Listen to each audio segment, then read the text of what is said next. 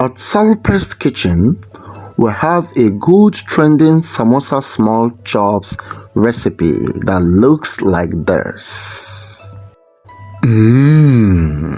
So juicy, meaty, tasty, beautiful, crispy texture with an overall good looking appearance. Wow!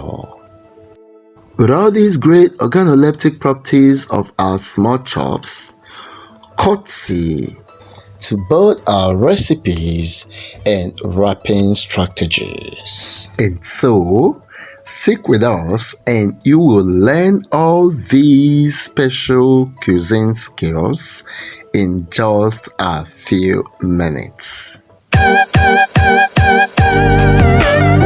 Hello, I am Chinedu Vincent from salpersfoodblog.com. We display and teach you how to make pastries, snacks, and lunch packs. Subscribe and like this video for more valuable content like this. When it comes to making rich and mouth-watering samosa sauce fillings, there is no specific formula by which we ought to follow, but then there is a guideline. In view of that, a good samosa chops filling should comprise of minced meats, vegetables, spices and seasonings, as well as vegetable oil. And when you group these ingredients to the four entities mentioned, you understand what I mean. And for the sake of this very tutorial, we'll be using some green beans and chopped scotch bonnet pepper, 500 grams of minced meat, 2 balls of diced green pepper, few small sizes of carrots and Irish potatoes, half tablespoon of thyme with a clove of garlic, half tablespoon of beef curry and mixed spice seasoning powder, 6 seasoning cubes of beef spice knorr flavor, and lastly our vegetable oil, which is about just a cooking spoon. And the next in line is to add your vegetable oil to an already heated pan set at medium heat and allow to smoke. Stir fry your onion with a cooking spoon to a brown caramelization. Then add your meat and allow to cook. And once it simmers up a bit, you can cover your lid for effective boiling and decoloration. Then proceed to your board and dice all your vegetables into a tiny cube shapes, ranging from your Irish potatoes, your carrots and green beans. And once you are done, check that your meat is soft and tender. And if yes, add your diced scotch bonnet pepper and garlic mixture. You can give it a quick stir and cover your lid and allow to heat up again. And after the next 2 to 3 minutes, here is the good looking sauce with a little amount of moisture. Then it's time to season it up. The seasoning cubes goes in first and every other seasoning ingredient follows suit. Just combine the ingredients with your spatula. Oh my goodness, this is looking wow. And the scent all over my kitchen also is something else. Cover your lid once more to allow the seasoning and spice to penetrate the meat for a better taste. Now that the liquid is almost dried up and the meat is soft and tender, it's time to add your Irish potato first. Other vegetables such as your carrots and diced green pepper follow suit. And as the carrot produces sweetness to the sauce, the green pepper attributes to flavor. And once after the stirring process, finally add your green beans. The green beans is added the last because of their low heat resistant capacity. May I point out that unlike other sauce, whereby you would require to add some thickening corn flour or even flour and water mixture just to bind all other ingredients together, here in samosa it is not necessary because the Irish burrata starch content produces the thickness you require. And secondly, addition of those thickener have some adverse effects to your wrapping sheet and to your finished products. So take note. And permit me to say that our sauce is ready. And here is it, looking moist, spicy and flavor packed. Yummy. Please check the description box for a video with the title How to Make Spring Roll and Samosa Wrapper. The video is simple and so self-explanatory, and it will teach you all you need to know about making your samosa and spring roll wrappers all by yourself. Zero skipped step-by-step tutorial. And when you are done with the wrapping tutorial, then continue here with us by adding some water into your flour bowl and mix in order to obtain a thick wrapping paste. Also add your samosa sauce filling in a bowl and get ready for the wrapping process.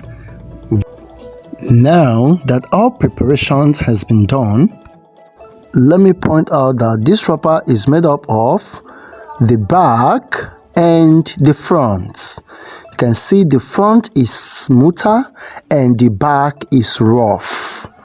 Always take note of this when wrapping your chops. And I will tell you the implication of this in a while. But meanwhile, divide the wrappers into two and pick it up and arrange the two halves equally and divide again. Yeah, and you have 4 equal size all from one wrapper. Wow, in Salute's kitchen we do it better. So while wrapping, let the rough part be inside and let the smooth side be on the outside, and by so doing your samosa comes out smooth, beautiful and attractive. In fact, I call that a wrapping strategy. Place one edge at the middle of the other end, rub your thickening liquid and fold again from that end. Then pick it up to discover an already cone-like shape formed. Please ensure a proper closure at the base end of your cone. Fill in your midi sauce and be careful not to overfill or underfill your chops. So, rub your gum paste and fold this way, 1 and 2. Then ensure all edges are properly closed up to avoid oil penetration during frying process. And I repeat, from this line, at the middle of this line, place your edge at that point and rub your thickening at your right hand side opening. Fold from your right and twist for proper closure. Then pick it up and discover a cone-like shape waiting for you. Simply fill in your sauce and firstly close the lower part of the cone Then rub your thickening paste and close the upper parts to ensure proper closure. As simple as that. Just ensure that all openings and edges are properly closed up. Is that understood? Now, in order to save you tons of time, instead of cutting all your wrappers one by one, simply do this. Arrange about 5 to 10 of the wrappers equally. Divide into 2 equal parts. Pick up one side and arrange equally with the other side. And divide again. And by so doing, you save yourself some time during processing. And here is your raw samosa waiting to be deep fried or to be packaged and froze for later use. And if you want me to make a video on how to make and supply frozen samosa, please let me know in the comment box down below. Let's quickly set our pot at medium heat, add our vegetable oil and allow to heat up. It's important to note that temperature regulation is utmost important during frying of samosa chops. And I personally recommend frying at medium heat temperature. And now that our oil is hot, drop your samosa one after the other. Remember not to overcrowd your oil and fry at medium heat with constant stirring. And to be honest with you, I love my samosa chops at golden brown coloration.